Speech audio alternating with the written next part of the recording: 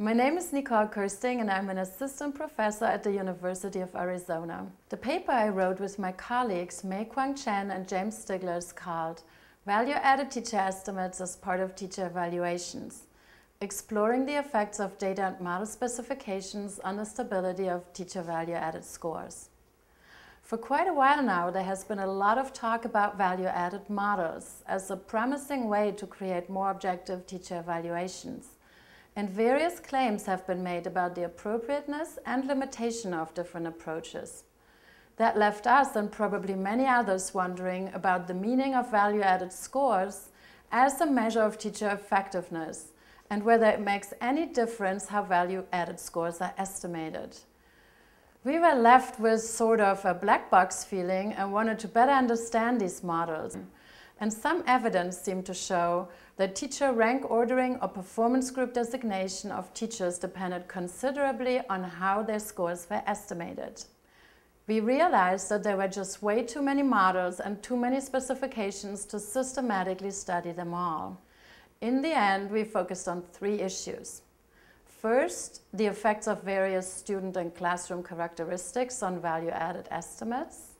Second, we focused on the stability of value-added scores within teachers over time.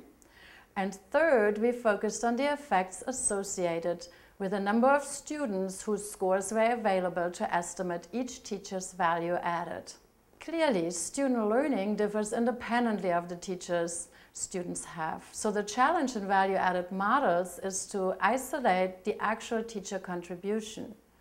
To be fair to teachers and useful to policymakers, value-added models need to account for those differences. For our research study, we used data from one of the largest school districts in the nation. To properly be able to attribute any changes in teacher rank ordering or performance group designation to changes in model specification, we created a single data file for our analysis that contained no missing data.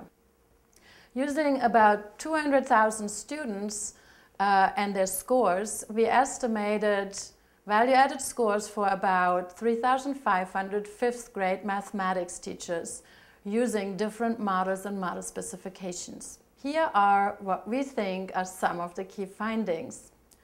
First, we observed a fair amount of stability in our value-added scores. About 2/3 of the teachers remained in their respective performance group, regardless of how we estimated their value-added scores.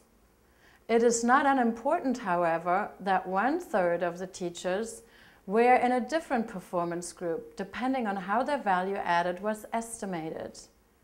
Our results certainly suggest more stability than other studies have reported. To figure out why we might have gotten the results we did, we went back and examined student test score correlations within students over time, as well as correlations between different student cohorts by teacher. Either set of correlations was high, around 0.8, indicating not only that any of the student scores was a pretty reliable measure of student prior learning, or that individual student learning was quite stable over time, but also that teachers had very similar students across the 4 years under study. Part of the stability and value added we observed might be explained by the high correlations in the student scores. These are the kind of insights that can make a big difference to policymakers because they can request that data requirements are empirically determined for a given district or state. What might be needed in one district might not be needed in another to obtain VAEs that are of comparable quality. If student scores are unreliable, VAEs may be of rather questionable use. Second, the number of students that are included in estimating a teacher's performance had the strongest effect on teacher reclassification into performance groups.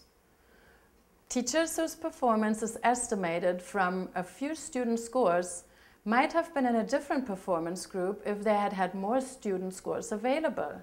This is also an important finding for policymakers, as it highlights the potential difference in VAE quality that is likely to occur within any district or state if student sample size varies between teachers, which it most often does.